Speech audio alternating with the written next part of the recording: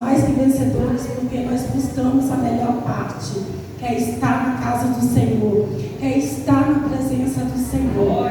Eu queria deixar um versículo para a meditação dos irmãos, amém? Que fica 2 Coríntios, capítulo 4, versículo 17. Aleluia, Jesus. Glória a Deus, louvado seja o teu santo nome. 2 Coríntios, capítulo 4, versículo 17, que fala assim: porque a nossa leve e momentânea tribulação produz para nós um peso eterno de glória em intensidade insuperável. Muitas das vezes, esse versículo, irmãos, falou muito no meu coração. Muitas das vezes nós passamos por dificuldades, por tribulações, só que nós não entendemos, nós não compreendemos. Nós temos que saber que por detrás de uma tribulação, de uma aprovação, existe um propósito de Deus na minha e na sua vida. Porque o Senhor, Ele quer nos capacitar para que nós possamos, aleluia, ser usado naquilo que nós possamos suportar. E muitas das vezes nós precisamos ser aprovados nas provas que muitas das vezes tem para nossas vidas. Mas para isso nós temos que entender que há um propósito do Senhor. E o propósito do Senhor é que nós possamos passar pela prova do Senhor, para que nós possamos fazer o ID do Senhor, fazer a vontade do Senhor, fazer aquilo que o Senhor nos chamou, que é pregar o Evangelho do Senhor. Mas para isso, muitas das vezes, temos que passar por grandes tribulações, mas nós sabemos que a vitória já é certa em nome de Jesus. Nós temos que tomar posse das promessas do Senhor, porque grandes são as promessas do Senhor para cada um de nós. E eu posso falar com os irmãos com propriedade. Teve provas na minha vida que eu achava que eu não ia suportar. E o tempo e a confiança no Senhor, eu fui percebendo que nós possamos suportar. Porque quem caminha conosco é o Deus de Israel, que não perde batalhas, que não perde lutas. Basta que eu e você viemos permanecer na vontade e no centro do que o Senhor quer para nossas vidas, para que possamos desfrutar a boa, perfeita vontade agradável, aleluia, para as nossas vidas. Amém, irmãos? E eu queria também deixar os avisos da igreja, né? Toda quinta-feira nós estamos aqui adorando ao Senhor, os irmãos trazendo a palavra, para a nossa edificação, que nós precisamos nos alimentar da palavra, para que nós possamos suportar lá fora, né? Para que nós possamos ser fortes. E o nosso culto de domingo, que é 7h30, louvor e adoração, às 7 horas, louvor e adoração. Amém, irmãos? E eu agradeço a oportunidade em nome de Jesus. Vou estar chamando o irmão que vai estar ministrando a palavra e vou fazer uma breve oração em nome de Jesus. Pai querido, Pai amado, quero te agradecer, ó Pai, por essa rica oportunidade que o Senhor nos deu, ó Pai, de estarmos aqui na Tua presença, Senhor. Muito obrigada, Jesus, que até aqui o Senhor tem nos ajudado, Senhor. Pai querido, Pai amado, prepara o nosso coração, Senhor, para receber a Tua palavra, Senhor, porque a Tua palavra, Senhor, liberta, traz cura, restauração, Senhor, em nome de Jesus, ó Pai. Nós queremos, ó Pai, ouvir a Tua palavra, Senhor, e saciarmos, Senhor, das Tuas promessas, Senhor, em nome de Jesus, ó Pai. Usa Teu Filho nesta noite, ó Pai, conforme Teu querer e a Tua vontade, não aquilo que queremos ouvir, mas aquilo que precisamos, ó Pai, porque o Pai sabe aquilo que precisa para o Filho, ó Pai. Estamos aqui na Tua dependência, Senhor. Faça conforme a Tua vontade, o Teu querer, Senhor, em nome de Jesus. Amém. Amém. A paz do Senhor a todos, amém? Amém. Glória a Deus. Como nós estamos na presença do Senhor, essa oportunidade que nós temos de ouvir a Sua palavra, Sinta-se à vontade na casa do Senhor, amém? Esse lugar é seu, tá? Esse espaço é seu. Que você possa se sentir à vontade, expressar a sua adoração, expressar também aquilo que te incomoda, as suas dores, as suas necessidades. É um lugar para você também entrar em comunhão com os seus irmãos. Este é o lugar da presença de Deus, amém? Glórias a Deus. Já que nós estamos orados, né? Amém? Vamos ouvir a palavra do Senhor, aquilo que o Senhor tem a nos falar. Abra sua Bíblia em Lucas, no capítulo 15.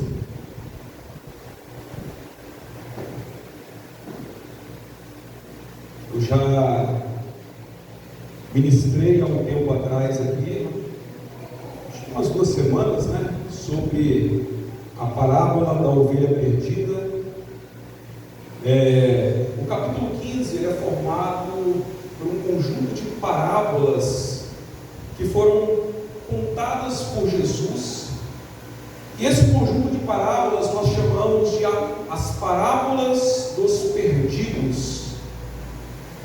E Jesus tem a necessidade de contar essas parábolas porque logo no início aí do capítulo 15 você vai ver 2 classes de pessoas. De um lado, cobradores de impostos e pecadores, e do outro, escribas e fariseus. Enquanto os cobradores de impostos, os pecadores, se aproximavam de Jesus, olha o que eles faziam, para ouvir o que Jesus tinha a dizer. Os escribas e os fariseus queriam estar próximo a Jesus para murmurar. Então, qual é o nosso papel e qual é o motivo pelo qual nós estamos aqui? Deixa eu melhorar isso para você. Qual o motivo que você vem num lugar como esse, tem essa oportunidade de estar na presença de Jesus?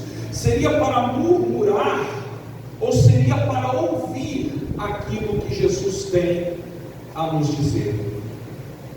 Às vezes nós estamos de um lado em que nós nos achamos tão bons, tão importantes, que nós olhamos, não, eu não preciso disso, eu vou avaliar tudo que está acontecendo ao meu redor, e como esses homens do verso 2 vão murmurar, vão ser críticos.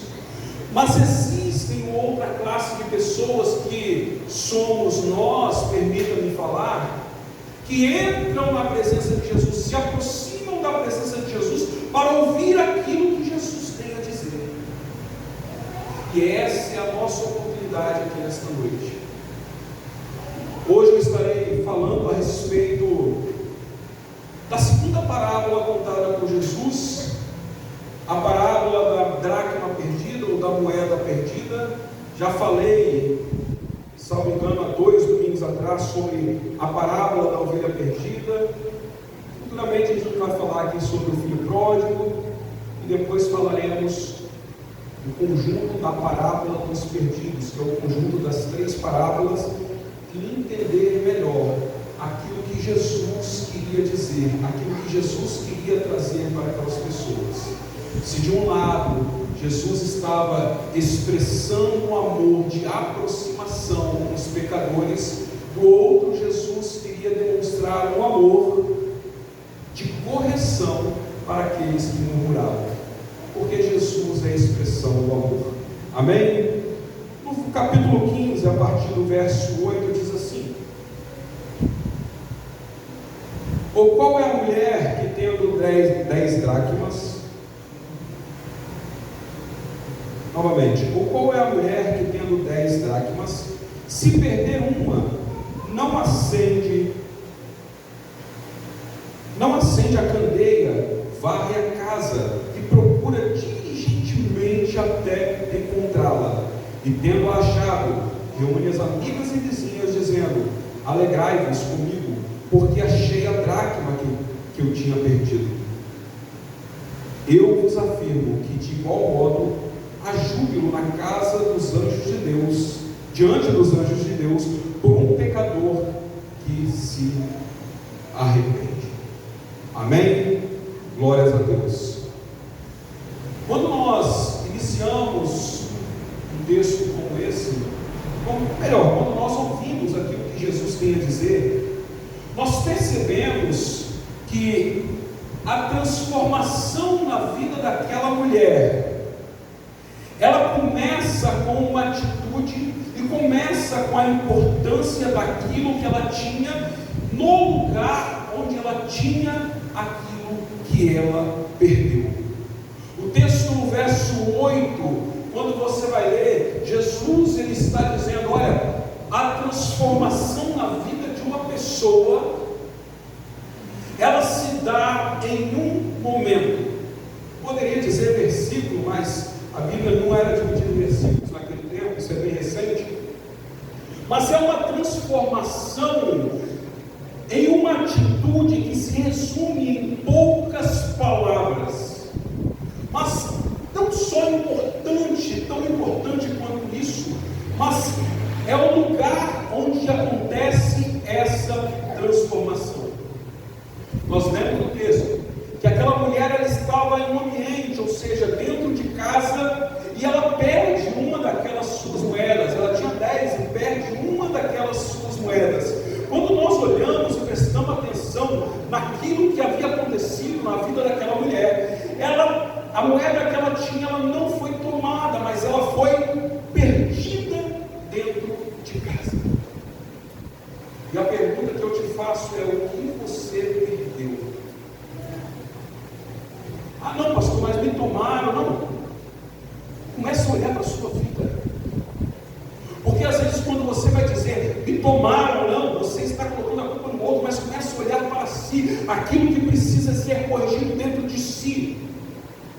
Porque às vezes quando nós olhamos falar de casa, a primeira coisa que nós pensamos é num lugar de conforto, um lugar de segurança, um lugar de proteção, mas muito mais que isso, a sua casa é o lugar onde você realmente é quem você é. Como assim? Às vezes eu estou dentro da igreja, você está dentro da igreja, e as pessoas vão olhar para você e vão falar assim: nossa, que pessoa legal, que pessoa santa, que pessoa irrepreensível. Eu não estou falando só de você, eu estou falando de todos nós, inclusive de mim. Mas quando eu estou na minha casa, na intimidade do meu lar, eu sou quem realmente eu sou. As máscaras caem. Então não adianta você olhar e perguntar: ah, mas quem é o fulano que está ali na igreja? Quem é aquele fulano que está pregando? Aquele fulano ali é isso, é aquilo, é aquilo outro. Mas quando nós estamos na intimidade do nosso lar, é quem nós realmente somos, quem somos. Mas quando eu quero trazer essa palavra para você nesta noite e falar do lugar onde estava aquela mulher, nós não estamos falando apenas do ambiente, mas nós estamos falando do seu íntimo. E quando Jesus está ministrando essa palavra para você, quando Jesus estava ministrando essa parábola para os fariseus, para os escribas e para nós aqui hoje, Jesus está dizendo: quem é você no seu íntimo? O que precisa ser corrigido? E Jesus não apenas vai trazer uma palavra de crítica, mas Ele quer trazer uma palavra de reconstrução, de posicionamento, de despertamento, dizendo: olha, você precisa olhar para si, você precisa se posicionar, você precisa tomar uma atitude, ver aquilo que está perdido dentro de você e se corrigir. Ah, não, mas eu vou deixar que o pastor venha me corrigir, vou deixar que o irmão que está do meu lado venha. Não, comece a olhar você. Você sabe aquilo que precisa ser corrigido na sua vida.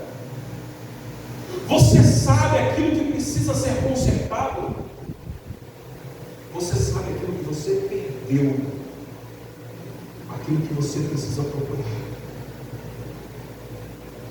Aquela mulher, tinha 10 dracmas, e a gente não está falando do valor em si, mas nós estamos falando do que significa cada dracma daquela, e principalmente daquilo que ela perdeu. Sabe o que é isso? Às vezes a gente vai dizer assim, não, mas é só uma coisinha que estava na minha vida.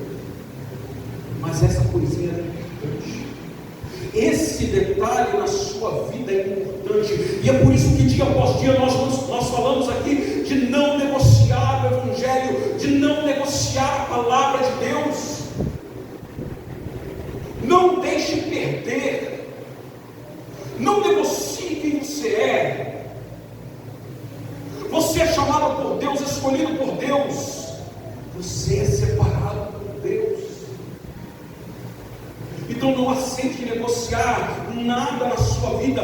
Não aceite negociar. Deixa eu colocar essa palavra, os seus princípios. Agora deixa eu melhorar. Os princípios que Deus tem colocado diante de você. Mas quem vai fazer isso? Começa com você, meu irmão. Isso começa com você. Começa com suas atitudes.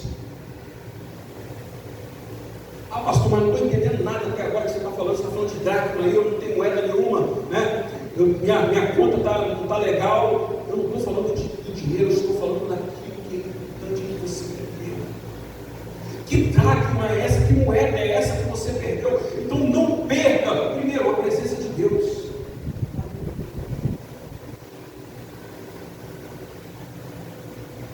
A pior coisa na vida de um homem, a pior coisa na vida do ser humano é perder a presença de Deus. Ah, não é estar pecando, não. Você viver em pecado é algo terrível na sua vida. Mas a pior coisa é se algum dia Deus olhar para você e falar: ah, quer saber? Você quer viver nessa vida de pecado? Vai viver. A pior coisa na nossa vida é se algum dia o Senhor virar as costas para nós. A pior coisa da nossa vida é se algum dia nós não tivermos a presença dele sobre nós. Quem conhece a história de Eli? Dos filhos de Eli? Houve um certo momento em que Israel entrou em guerra, e eles tinham algo importante ali no meio da nação de Israel, que era a Arca da Aliança. E a Arca da Aliança não era somente um objeto, mas era algo que simbolizava, naquele tempo, a presença de Deus. Por que eu estou falando naquele tempo? Porque de repente você vai chegar em algum lugar, alguma igreja que vai ter uma Arca da Aliança. Ai, que importante! Não é importante não, está taquado aqui, desculpa a palavra. Porque a presença de Deus no nosso tempo, ela não está restrita a uma arca, mas ela repousa no nosso coração, dentro de nós. E quando Israel naquele tempo havia perdido a Arca da Aliança, eles sabiam que tinham perdido a coisa mais importante, que era a presença de Deus. Nós não podemos enfrentar as nossas lutas sem a presença de Deus. Lembra de Davi? Lembra de Saul?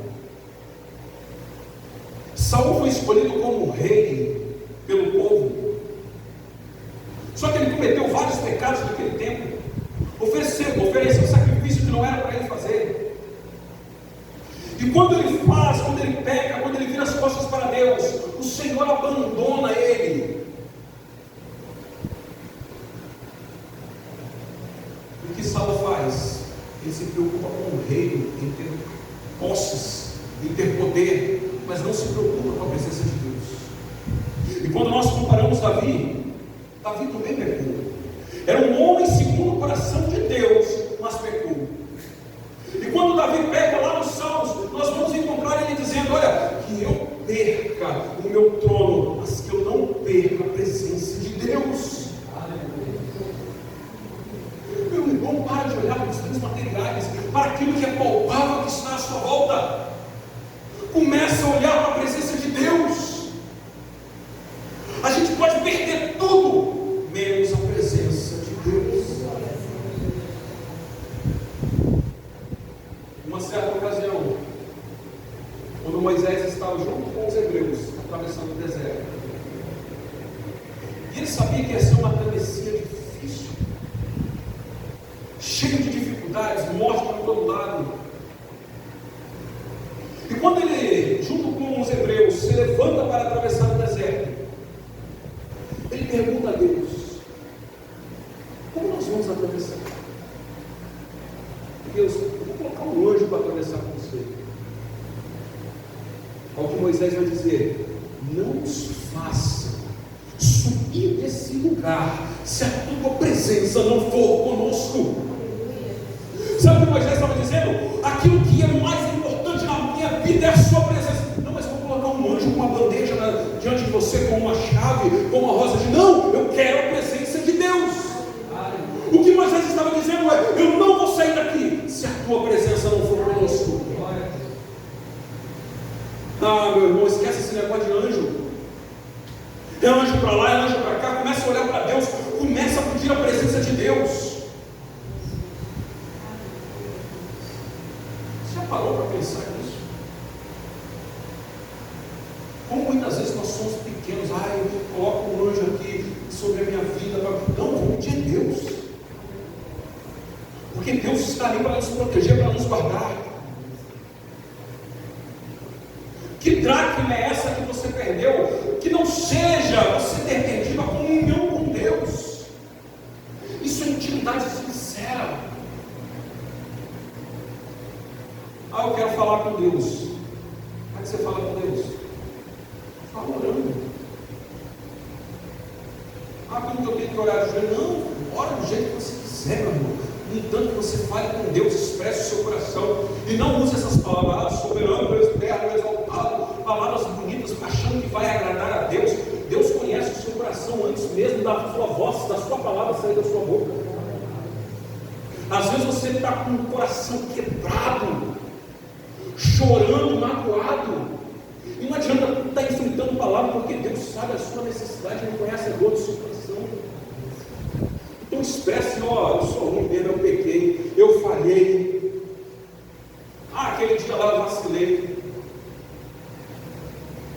Ah, Deus, vem no meu socorro, me ajuda. Ó, estou cansado, estou quase parando, eu preciso da tua presença aqui na minha casa. Fala com Deus, expressa a Deus. Ah, mas eu tenho que usar a palavra bonita porque eu já vou usando. Não, irmão, fala na intimidade com Deus. Deus, Ele é Rei. Deus, Ele é Senhor. Mas Jesus, Ele veio dizer que Deus também é Abba. Sabe o que é Abba? Abba é paizinho. Sabe o que é isso? Intimidade. Fala com Deus, expressa a Deus, se derrama na presença dEle. Tenha essa intimidade com Ele. Que moeda é essa que eu perdi? Talvez seja a comunhão com os irmãos. Não se isole. Deixa a mágoa de lado. Libere perdão. Certa vez eu ouvi uma frase que é uma verdade: que quando você perdoa, não é algo que você está dando, mas é algo que você está recebendo. Ai, como assim? Sim. Quando você perdoa a pessoa que te magoou, não é algo que você está dando para ela. Ah, eu não vou perdoar porque ela fez isso. Não é algo que você está dando, mas é algo que você está recebendo. Você está deixando para trás uma carga, um peso sobre os seus ombros. Você se torna livre. Sempre quando eu falo de perdão, eu preciso falar da oração do Pai Nosso. A gente ora a Deus: Pai, perdoa as nossas ofensas. Como? Assim como nós perdoamos a quem nos tem ofendido. Vamos fazer disso uma verdade. Que essa seja uma verdade da nossa vida. Porque se eu não libero perdão, eu também não sou perdoado. Essa dracma também pode ser a fidelidade. E fidelidade é você cumprir aquilo que você se obriga. Fidelidade é você cumprir aquilo que você se obriga. Alguém te obrigou a estar aqui? Alguém te obrigou a servir a Deus? Não. Por quê? Porque você eu quiser, eu posso ir embora daqui. Qualquer um de nós. A gente levanta, sai, vai embora e vai viver as paixões do mundo aí. Mas fidelidade é eu dizer, eu sirvo a Deus, eu sou cristão, eu sou evangélico, eu sou crente porque eu creio em Deus, mas eu cumprir aquilo que eu prometo. É eu manter essa fidelidade com Deus, é eu não negociar a sua palavra, é eu não negociar os princípios de Deus. Que dracma é essa que eu perdi? É não perder a fome e a sede da palavra, é ouvir a voz de Deus e a direção dele, porque Deus tem falado conosco. Eu falei de oração, de você falar com Deus, mas é por meio da palavra que nós ouvimos aquilo que Deus tem a nos dizer. Ah, pastor, eu vim aqui porque eu quero uma revelação. Todo mundo tem revelação. Que hora que vai começar o momento da revelação? Já começou. Mas que é da palavra. E essa palavra, ela não vai só ser um encontro, ela vai um encontro também. Uma revelação também para mim, para todos nós que estamos aqui. Que dracma é essa que você perdeu? Talvez seja a dracma do primeiro amor. Sabe o que é o primeiro amor? É aquele amor que nós temos quando nós chegamos na casa do Senhor pela primeira vez, quando nós temos essa intimidade diante do Senhor pela primeira vez. Mas sabe, quando nós falamos de primeiro amor, às vezes a gente pensamos que talvez muitos de nós aqui tenham perdido o primeiro amor. Mas deixa eu trazer algo forte para você. A igreja de Éfeso, quando ela foi criticada lá em Apocalipse, quando chamaram a atenção dela, quando João escreve, ele está dizendo que Éfeso não perdeu o primeiro amor, mas que Éfeso deixou o primeiro amor. Sabe o que ele está querendo dizer? Que esse primeiro amor, Deus ainda está em nós. Então não podemos deixar este primeiro amor. Mas como eu encontro esta dracma? Como eu encontro isso que eu perdi? Primeiro, tome uma atitude. É você se levantar, é você não se conformar, é você se posicionar. Porque muitas das vezes as pequenas perdas, elas se tornam grandes se nós não nos posicionarmos. Então tome uma atitude. Ah, mas vou esperar que a pessoa que está do meu lado me ajude. Não, começa com você. Todos os cultos eu tenho dito isso aqui. O Evangelho é simples. O Evangelho é simples. Quando Jesus estava criticando escribas, fariseus, saduceus, aquele cambada quatro lá dos religiosos, é porque eles colocavam um peso tão grande sobre as pessoas, dizendo: olha, você precisa fazer isso, você precisa fazer aquilo, precisa guardar o sábado, precisa circuncidar, precisa tocar o shofar, precisa usar o kippah, você precisa andar desse jeito, você precisa dar a oferta, você precisa dar o dízimo, porque senão você não vai ser salvo. Sabe que isso é um peso que eles estavam colocando nas costas do povo? Mas quando Jesus vem, ele vem para dizer: olha, o reino dos céus está próximo, o reino dos céus está aqui, o reino dos céus está chegando, é a minha presença. Ah, Jesus, mas não precisa, é somente a minha presença. Ah, mas não preciso, não precisa, é somente a presença de Deus. Ai, como que eu sei disso, pastor? Como que eu sei como caminhar na pela palavra? Começa a ter essa intimidade com Deus. Essa é a primeira atitude que você pode tomar diante dele: ter intimidade com ele. Olha, Noé estava vivendo em meio a uma geração corrupta, onde lá a palavra diz que eles casavam-se, davam-se em casamento, era festa o tempo todo, era uma bagunça. E não é uma atitude de não se corromper diante de uma geração perversa. A gente olha aí para fora e vê isso. A primeira coisa que a gente pensa é que o mundo está acabando. Principalmente se a gente assiste jornal, e gosta de assistir jornal, e vê isso o tempo todo, Instagram, toda hora aparece uma notícia ruim, é acidente, é assassinato, é serial killer, é gente invadindo creche, tudo quanto é tipo de abuso, é roubo na política, é roubo na religião. É a primeira coisa que nós pensamos no mundo da acabando.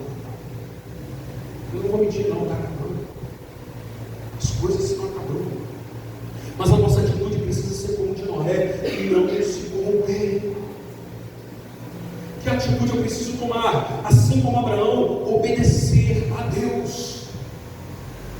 Um dia o Senhor chega para ele: olha, Abraão,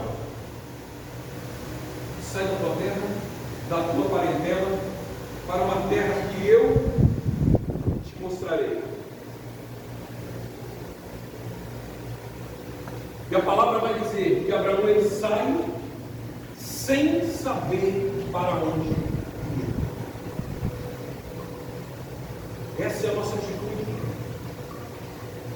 Obedecer a Deus.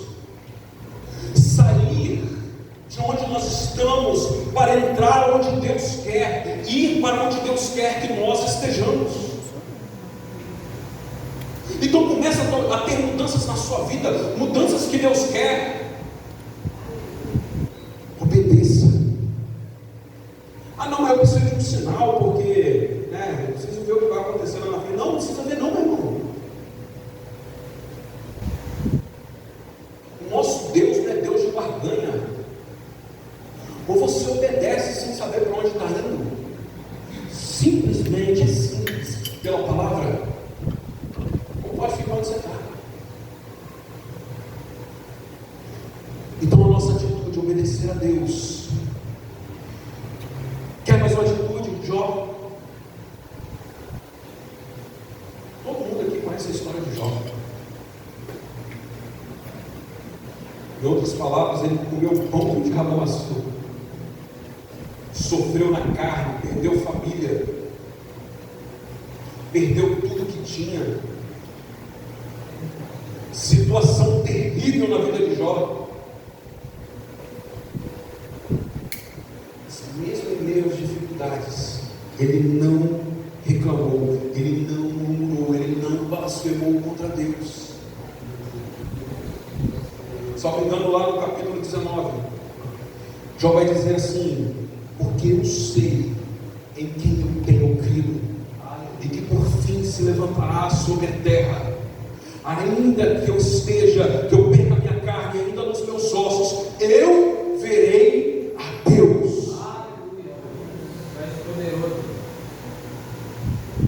Isso é ter a presença de Deus. Isso é estar próximo de Deus. São essas atitudes que nós temos que tomar.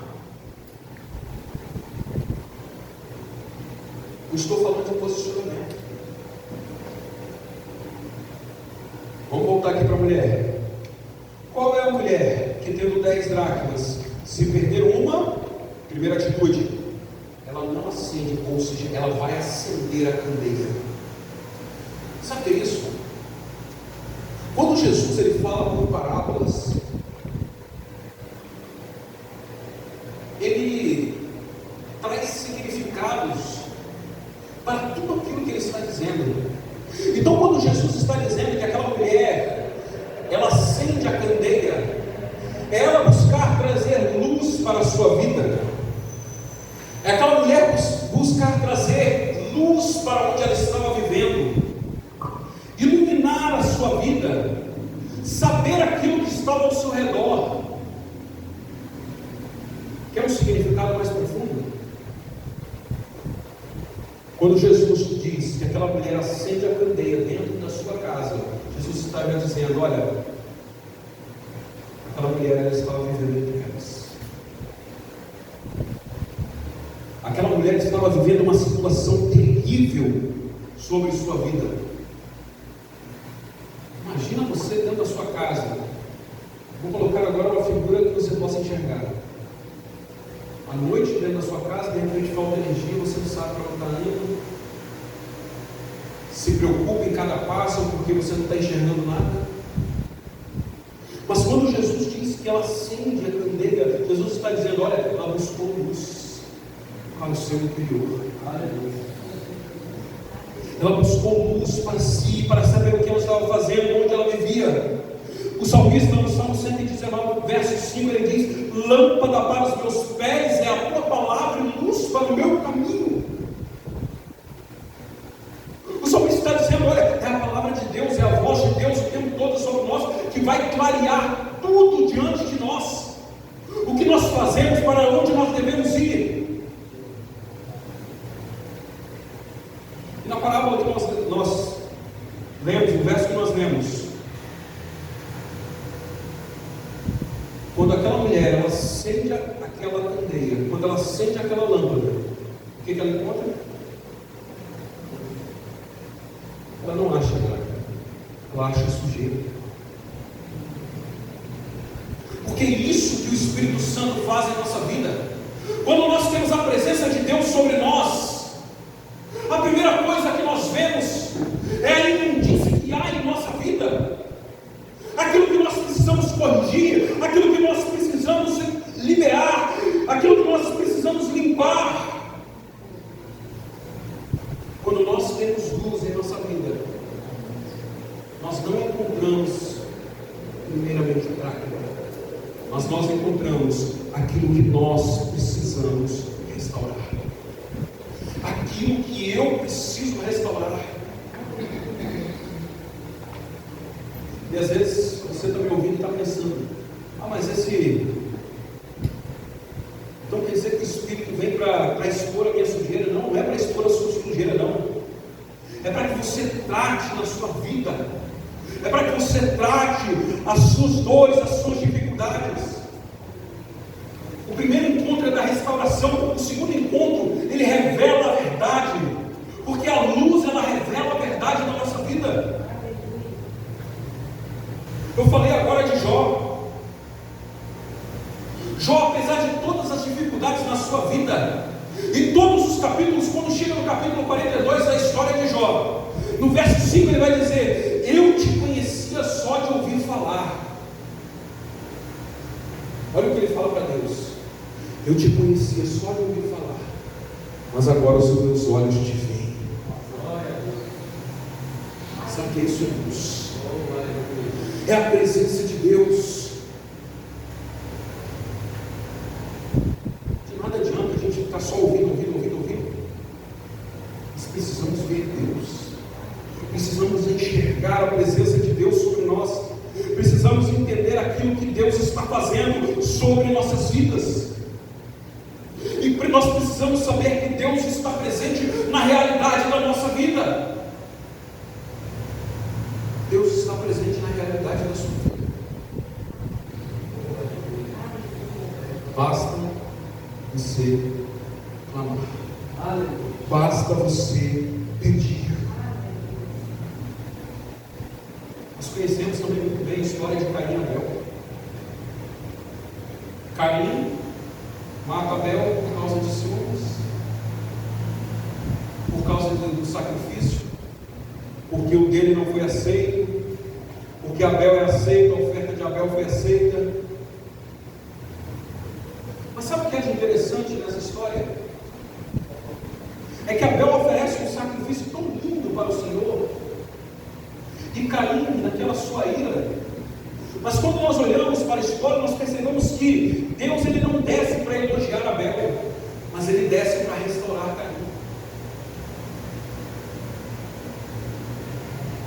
Você já prestou atenção nisso? Deus desce para restaurar a vida de Caim. Tanto que no texto Deus vai dizer: se você proceder bem, você não vai ser aceito. Se as suas atitudes não forem de fidelidade, se as suas ações não forem de santidade, você não vai ser aceito. Mas pastor, você não sabe o que eu fiz. Não interessa o que você fez, meu irmão. Não interessa o que você fez, minha irmã.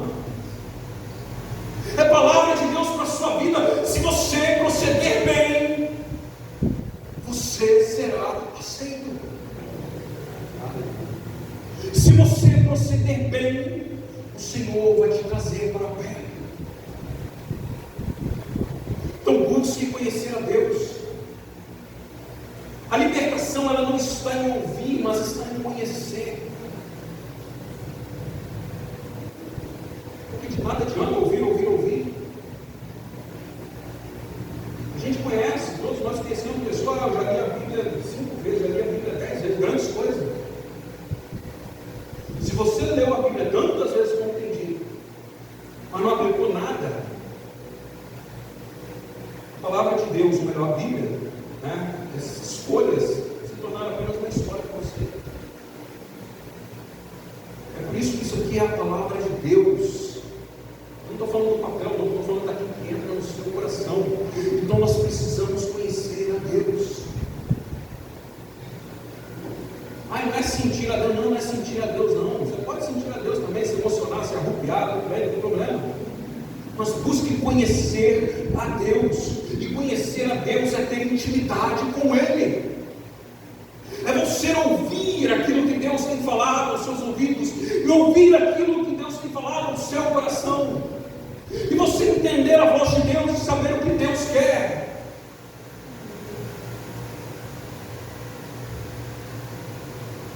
Qual é a mulher que, tendo 10 dracmas, perdeu uma, não acende a candeia, varre a casa e procura diligentemente até encontrá-la?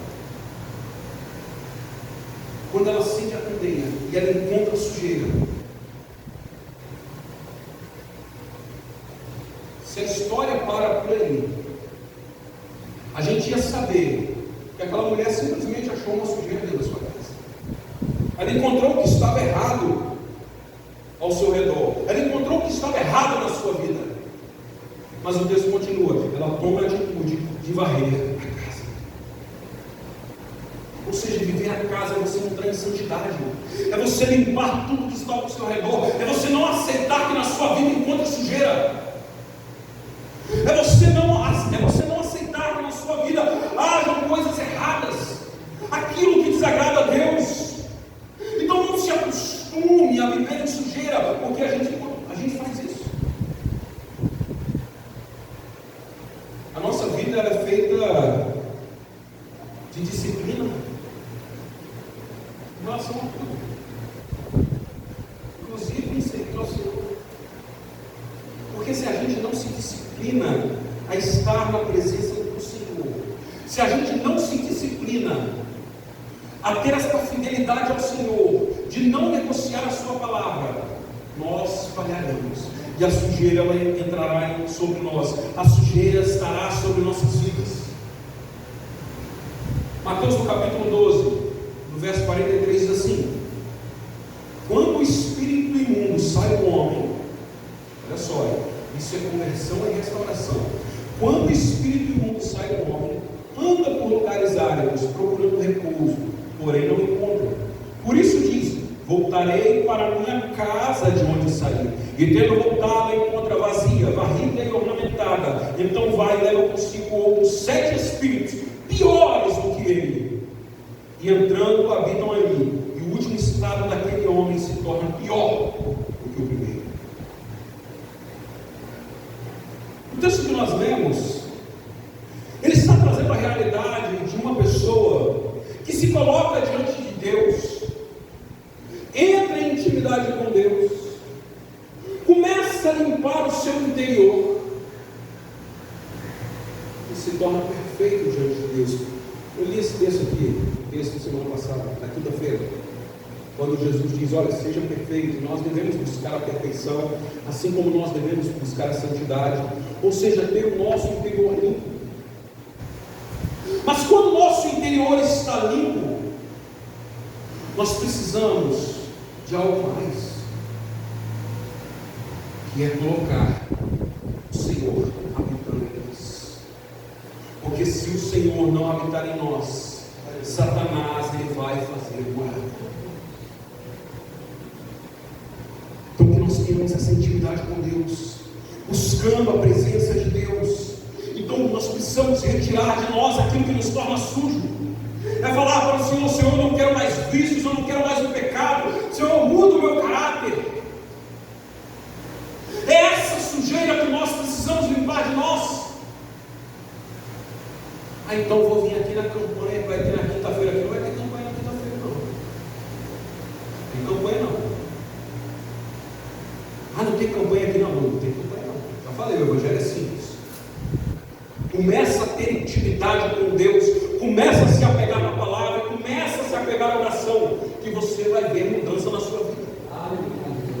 Começa a buscar de Deus, Senhor, faz morar em mim, transforma esse homem que eu sou, tira de mim essa imundície que há em mim, que Deus vai trazer transformação. Por isso que a gente fala, começa com você, muda sua mente, toma a decisão, toma atitude. Aquela mulher acende a candeia, varre a casa e ela vai procurar insistentemente até encontrar. Ah, pastor, mas está difícil. Não pare. Ah, mas está difícil, essa caminhada é difícil. Não pare, meu irmão. Eu falo aqui,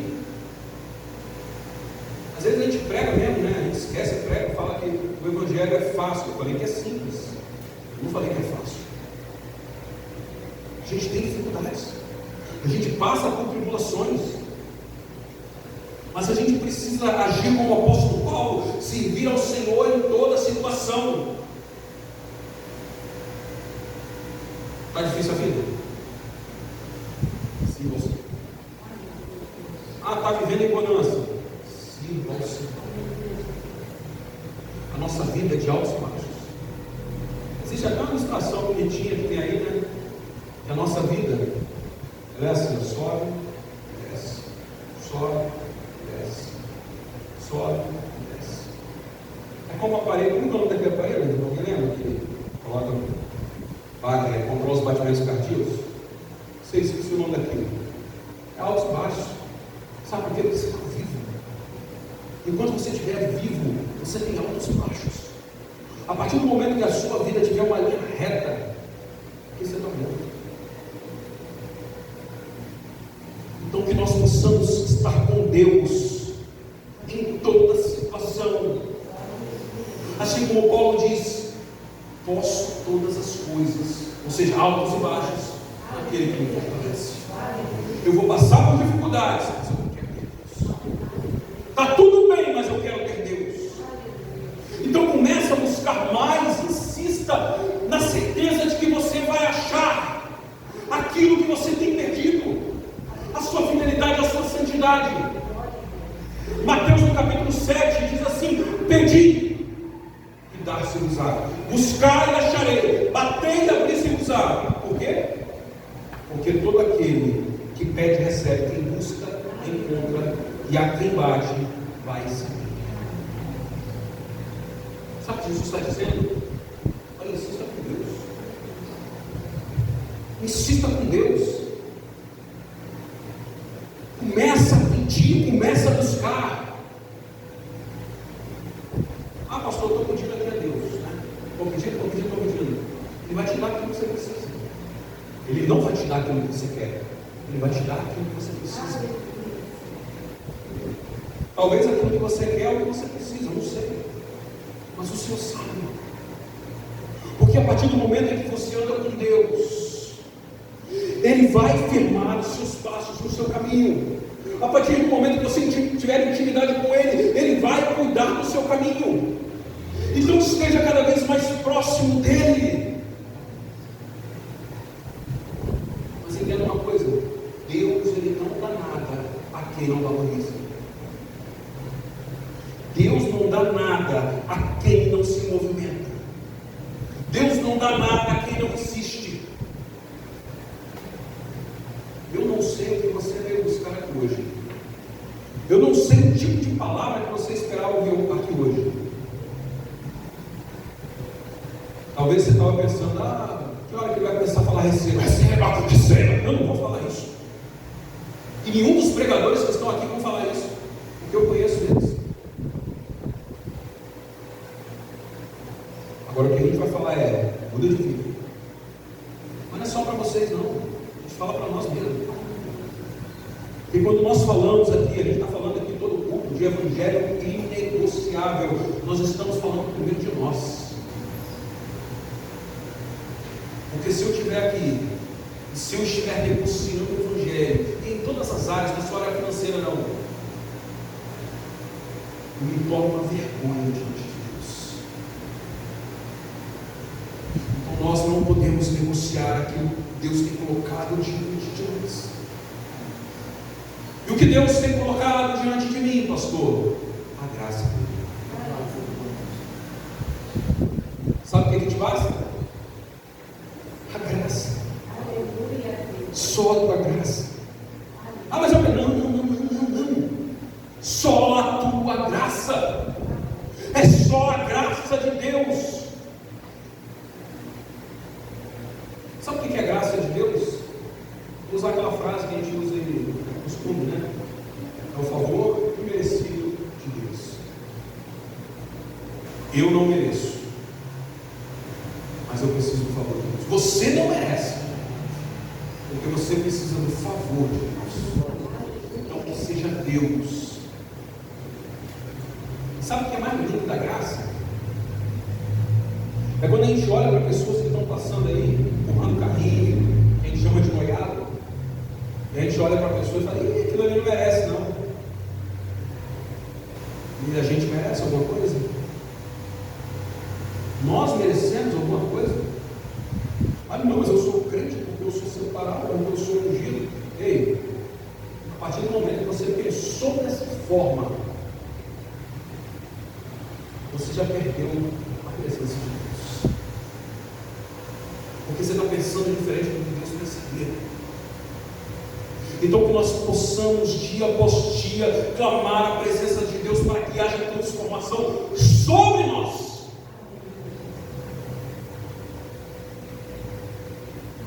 Isso que a palavra diz: examine o homem a quem está lá, não, a si mesmo. Começa a olhar para si mesmo. Para nós terminarmos. E quando aquela mulher ela acha, no verso 9, que tendo achado, reúne as amigas e vizinhas, dizendo: alegrai-vos comigo, porque eu achei a dracma perdida. Sabe o que é isso? É compartilhar. Achou a graça de Deus? Achou a presença de Deus? Compartilhe o vídeo. Vai dizer: olha, achei algo tão valioso. Eu achei algo que é melhor do que qualquer coisa nessa vida. É o que é melhor? É a presença de Deus. É a presença de Deus que eu encontrei e a minha vida vai mudar. Ah, mas eu estou vendo você passando aí por algumas dificuldades. Não interessa, meu irmão. A minha vida vai mudar. Eu estou no meio da dificuldade, mas Jesus está comigo. A presença dele está comigo. A história daquela mulher começa com perda, mas termina com vitória. Porque Jesus tem dito: tudo que você perdeu, eu vou devolver. Eu vou restaurar. O evangelho é prática. O evangelho não é teoria. O evangelho é caminhada. Não existe evangelho, entenda isso, não existe evangelho sem o outro. É por isso que aquilo que você recebe, a graça do Senhor, o perdão do Senhor, você precisa compartilhar.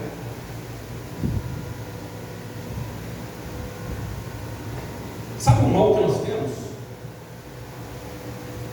O mal que nós temos é de só compartilhar desgraça. Está xingando, não é desgraça, é falta de graça. Só compartilhar problema é o mal que nós temos. A gente tem um prazer de falar de coisa ruim. Nós todos temos um prazer de falar de coisa ruim, inclusive da nossa vida. Nós temos Jesus. Todos nós aqui temos Jesus. Eu creio nisso. Então por que a gente não compartilha aquilo que Deus tem feito? A paz de Jesus que há em nosso coração. Ah, estou passando por dificuldade, mas Jesus está com você, Ele está colocando paz. fácil, porque Ele está te dando certeza de que Ele vai cuidar e Ele já está cuidando de você. Tu para de compartilhar coisa ruim. Ah, é a minha dívida, é a minha doença. Tem um pastor que fala isso, né? Para de falar que é sua, minha, não. Estou com doença, estou com enfermidade, estou com dívida, mas não é minha, não. Isso não me pertence. Larga isso para lá. Começa a profetizar cura na sua vida. Começa a profetizar a presença de Deus sobre a sua vida. Está difícil, mas Jesus está comigo. Por isso que eu digo, o Evangelho não tem a ver com você. O Evangelho tem a ver com o outro. Aquilo que você faz pelo outro. Quando você fala da graça de Deus. Durante essa semana, foi no último culto, no culto de domingo, eu acho que Jesus quer falar alguma coisa nesse sentido aqui para nós. A gente falou sobre fruto. E quando eu digo que o Evangelho ele não tem a ver com você, tem a ver com o outro, é porque nós precisamos dar fruto. Sabe quando alguém diz assim, ei, glorifica, glorifica, glorifica? Lembra, sabe? João capítulo 15, verso 8. Nisto é glorificado meu Pai. Como? Pulando, correndo da igreja, rodopiando, né? Aviãozinho. Nisto é glorificado meu Pai. Como? Como que eu glorifico? Que deis, que você dê muito fruto. Quer glorificar a Deus? Ah, eu te amo, Pai. Não, dê fruto. Eu falei aqui na oração, sobre oração. Às vezes está falando, mas Deus conhece o seu coração. Do jeito que Ele conhece a dor do seu coração, as suas lágrimas, Ele também conhece a dureza do nosso coração. Ele sabe se eu estou falando da boca para fora. Por isso que a gente fala, de nada adianta a gente ir para a igreja. Você acha que a sua presença na igreja, ou seja, cumprir tabela, muda alguma coisa? Muda. Você tem que ter intimidade com a palavra, com Deus. Então, que nós possamos entender quem é Deus. Entenda que a sua história ela não termina com perda, a sua história não termina com fracasso, a sua história não termina com destruição, mas a sua história ela precisa terminar com a presença de Deus. A nossa vida ela não termina aqui. Tem muita gente que acha que a nossa vida ela termina aqui neste lugar, mas nós precisamos ter Deus sobre nós. Que seja a presença de Deus. Amém, Paulinho? Amém? Que seja a presença de Deus sobre nós. Que seja a graça de Deus sobre nós, o favor de Deus sobre nós.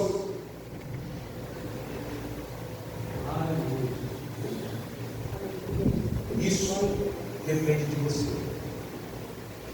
Essa parábola contada por Jesus, em apenas um versículo, somente um versículo, Jesus está dizendo como se inicia a história daquela mulher e como ela termina. Quais as atitudes que nós precisamos ter? Acende a candeia na sua vida. Tenha a luz do Espírito Santo sobre a sua vida e procura diligentemente até encontrar. Limpe a sua casa. É só você falar com Deus. Ah, pastor, mas para limpar a casa não precisa. Não precisa de campanha, não. Começa a falar com Deus, Senhor. Me restaura. Limpa, Senhor. Aquelas porcarias que eu fiz lá atrás, limpa. Limpa.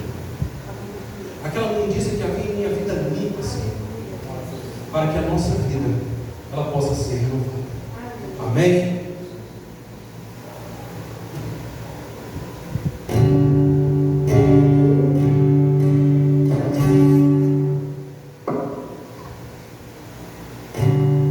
Tenho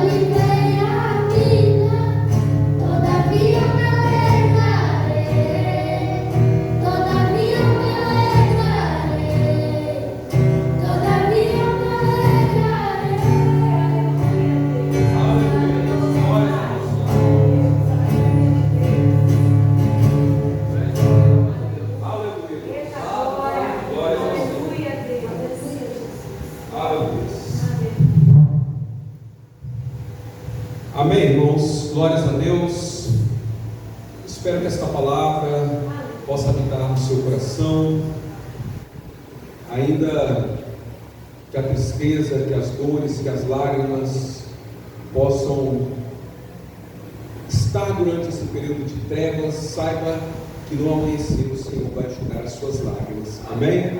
Coloque-se de pé, nós vamos encerrar nesta noite. Que a presença de Deus ela permaneça sobre você. Deixe essa palavra que foi ministrada, os louvores que foram entoados, eles permanecerem no seu coração. Amém? Feche seus olhos. Senhor Deus, amado Pai, nós o adoramos, ó Deus, porque estamos na certeza de que a Tua presença, ó Pai, está no nosso meio, e o Senhor, ó Deus, não vai nos desamparar. Senhor, obrigado, ó Deus, por tudo que aconteceu aqui nesta noite, Senhor. Essa é a oportunidade de nós adorarmos ao Teu santo nome. Pai, obrigado, ó Deus, porque o Senhor falou ao nosso coração. E nós sairemos daqui, ó Pai, transformados por Tua palavra, Deus. Senhor, leva-nos em segurança de volta aos nossos lares, debaixo da Tua proteção. Que o Teu Espírito Santo, ó Pai, no decorrer dessa semana, possa nos dar sabedoria em todas as nossas atitudes, em tudo aquilo que nós ouvimos e tudo aquilo que nós falamos, porque estamos na certeza de que o Senhor está sobre nós. É o que nós agradecemos no nome santo do Senhor Jesus. Amém e amém. Que o amor de Deus, a graça de Jesus e as doces consolações do Espírito Santo estejam sobre a vida de todos nós que amamos e aguardamos a vida de Jesus. E a igreja diga: amém. Bom e paz no nome do Senhor. E mais uma vez eu agradeço a presença de todos